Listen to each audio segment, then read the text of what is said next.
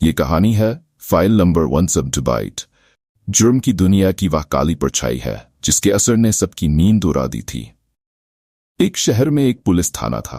थाने में अक्सर स्थानीय लोग समस्या लेकर आते रहते थे और उनका समाधान आसानी से हो जाया करता था, क्योंकि शहर की आबादी बहुत कम थी और यहाँ के लोग भी शांति के साथ जीवन जीना पसंद करते थे।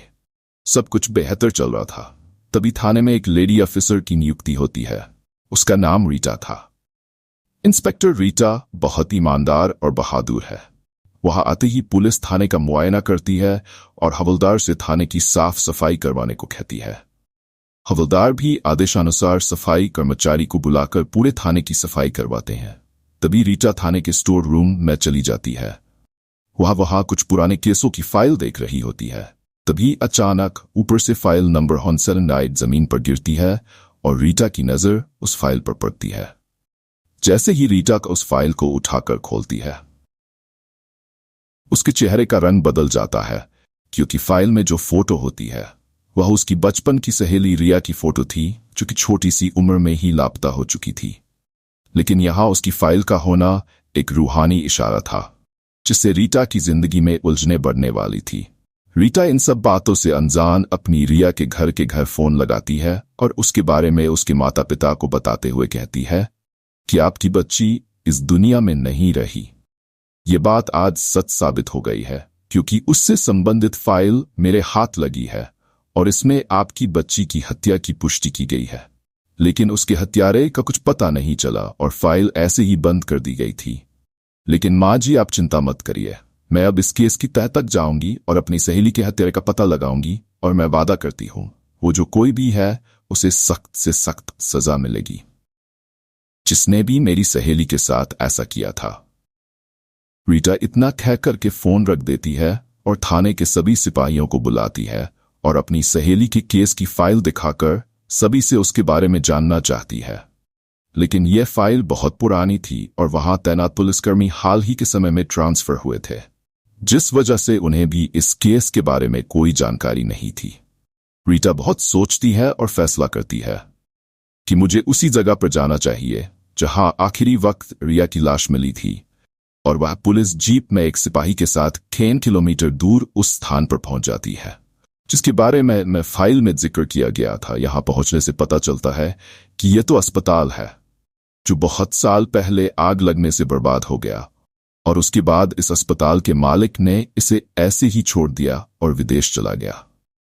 मामले की गुत्थी सुलझने की बजाय उलझती जा रही थी। इंस्पेक्टर रीटा ने अपना मन बना लिया था कि कुछ भी हो जाए, लेकिन वह अपनी रिया के हत्यारे का पता लगा के ही रहेगी। वह अस्पताल के बारे में सारी जानकारियां इकट्ठा करना चाहती है और जिला कलेक्टर कार्यालय पहुंचती है।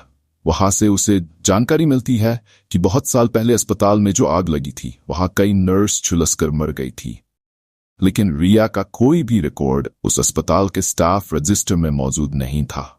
और बातों बातों में रीटा को उसके स्कूल से संबंधित एक सूचना मिलती है।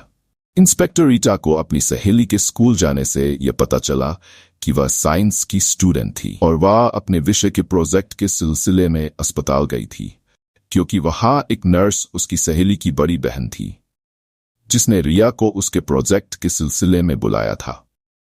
अब इंस्पेक्टर रीटा को एहसास हो गया था कि हो ना हो रिया के हत्या से इस अस्पताल का जरूर कोई ना कोई कनेक्शन है। इंस्पेक्टर रीटा ने स्पेशल परमिशन के तहत अस्पताल के मालिक से मिलने का फैसला किया ताकि आगे की जानकारी जुटाई जा सके, और वह विदेश चली गई। वहां जाकर पता चला कि वह व्यक्ति बहुत कामयाब हो चुका था और उससे मिलना इतना आसान नहीं था।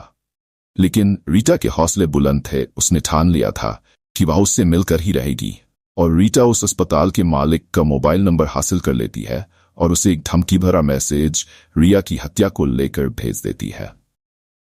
दरअसल यह अंधेरे में तीर लगाने जैसा था, और तीर जाके सही निशाने पर लग जाता है, क्योंकि अब वह इंस्पेक्टर रीटा से मिलने को तैयार हो जाता है। और जैसे ही दोनों की मुलाकात होती है तो इंस्पेक्टर रीटा को उसके चेहरे के हाव भाव देखकर पता चल जाता है कि रिया की हत्या में जरूर इसका कोई हाथ है। वह इंस्पेक्टर रीटा को रिश्वत का ऑफर देता है और कहता है आप इस केस से हट जाए, लेकिन रीटा मजबूर है। वह उसे गिरफ्तार नहीं कर सकती, क्योंकि उसके खिलाफ रीटा के पास कोई सबूत नहीं है। और वह गुस्से से विदेश से वापस आ जाती है। तभी रीटा के मोबाइल में अचानक एक फोन आता है और उसे अस्पताल के सीक्रेट्स चैम्बर का पता चलता है और वह दोबारा सा पुलिसकर्मियों को लेकर उसी अस्पताल पहुंचती है और तहखाने में बने हुए चैम्बर का दरवाजा खुलवाती है।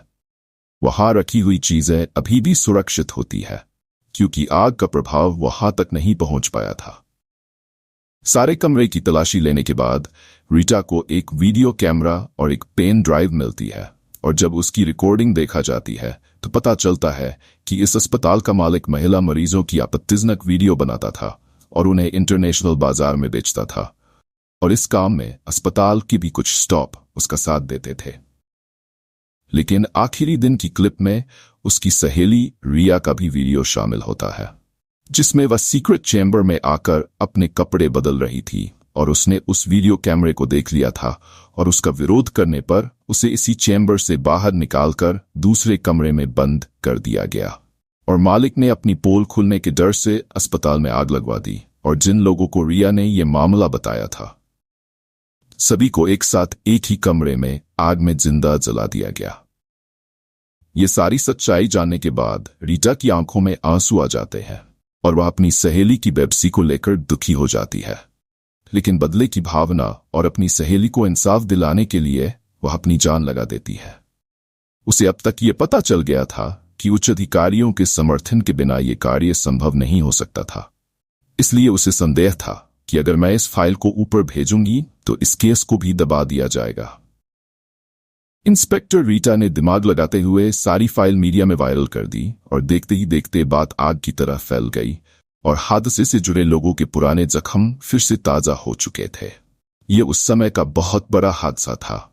इस वजह से अपराधी को पकड़ने के लिए मांग तेज हो जाती है और कुछ दिनों की कड़ी कार्रवाई के बाद अस्पताल के मालिक को विदेश में ही गिरफ्तार कर लिया जाता है और उससे जुड़े सारे व्यापारों पर पाबंदी लगा दी जाती है। और एक दिन रीटा थाने में बैठकर अपनी सहेली को इंसाफ मिलने पर खुश हो रही होती है, तभी उसके सामने पड़े कागज पर अपने आप एक पेन चलने लगता है और पेपर पर लिख जाता है, thank you my friend Rita, और कहानी खत्म हो जाती है।